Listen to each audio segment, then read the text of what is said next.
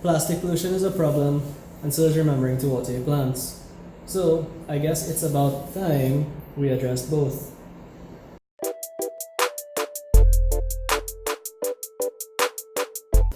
Hi guys, I apologize for my long hiatus. Happy New Year to you and yours. I hope that 2020 will be a prosperous year to everyone.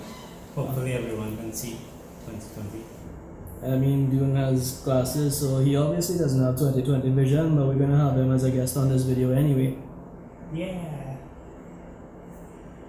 So today we're gonna be showing you how to turn these plastic bottles that everybody should have lying around their house, or if you don't have them personally, somebody you know has them, and we don't want them to end up in a landfill. So to facilitate that, we're going to turn them into something that you can use to grow your herbs at home.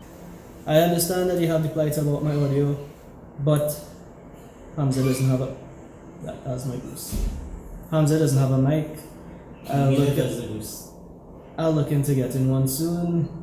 Just bear with me. Before we begin, let me explain the concept of this whole self-watering planter thing.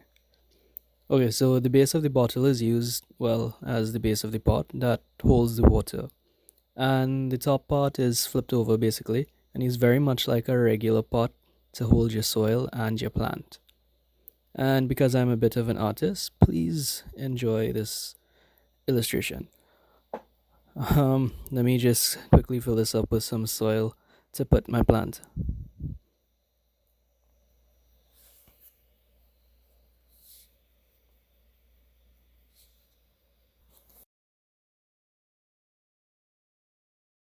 And here we have my plant. Okay, time for some roots.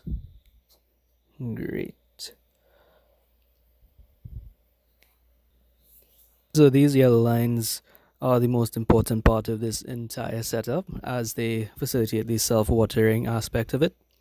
And now we add some water. The water permeates through the soil, drips through the holes in your pot, and the excess water collects at the base of the pot and they come into contact with the yellow lines. You need to pay attention to that because it's really important. Now that all the water in the soil has been used up, it's time for the magic. The yellow lines are all that's connecting the dry soil to the water below. Keep that in mind. So, thanks to something we call capillary action, the water travels up our yellow line, or string as we use later in this video, against the concentration gradient, and your plant has successfully been self-watered. Not trying to scale. Okay, so to make this planter, you will need a bottle, scissors, cotton wick, some soil or potting mix, a drill, and your plants. The first thing you're gonna do is you're gonna cut off the top quarter of your bottle. You can use the drill to poke some holes in it and make it a little easier to cut.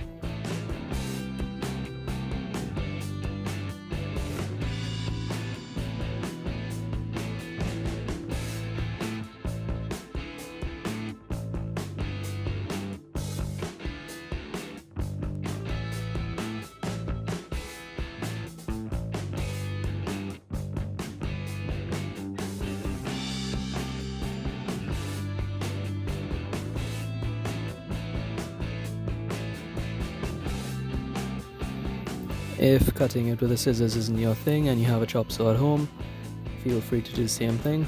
Make sure that you cut off approximately a quarter of the bottle, leaving 3/4 for the base. Be very careful. Next, you want to poke some holes into the top, which is going to be your pot. Well, these holes are going to allow for the water to drain through the top of your pot.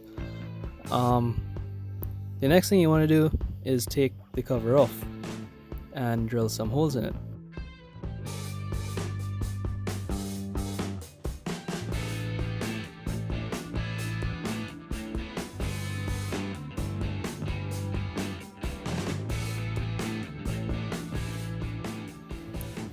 You're gonna put the cotton wick through these holes. So just get your cotton wick out of your bag.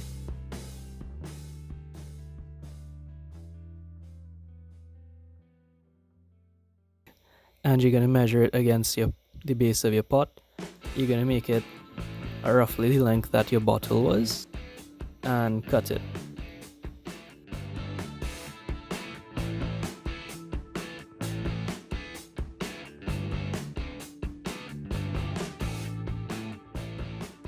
Once they're cut, put them through the cap of the bottle.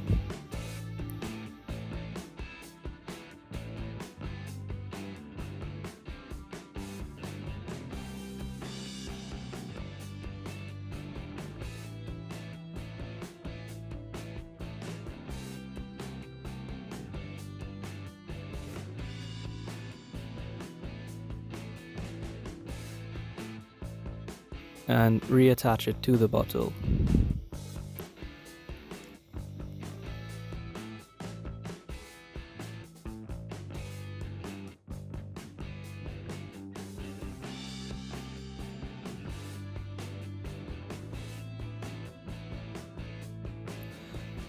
Now that you have a cotton wick inside your pot, you're going to need to top it up with some soil. So you're just going to open your bag of soil and fill it up maybe 3/4 way.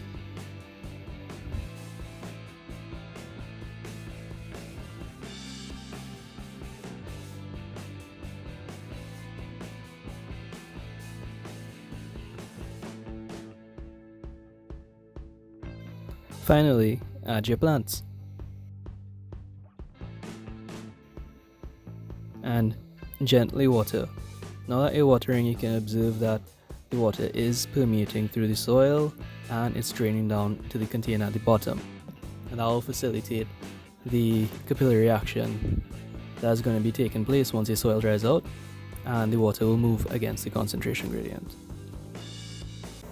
So hopefully by the end of this video, you've learned a couple things. One of them is that we can't trust doing with power tools, so he shouldn't quit his day job.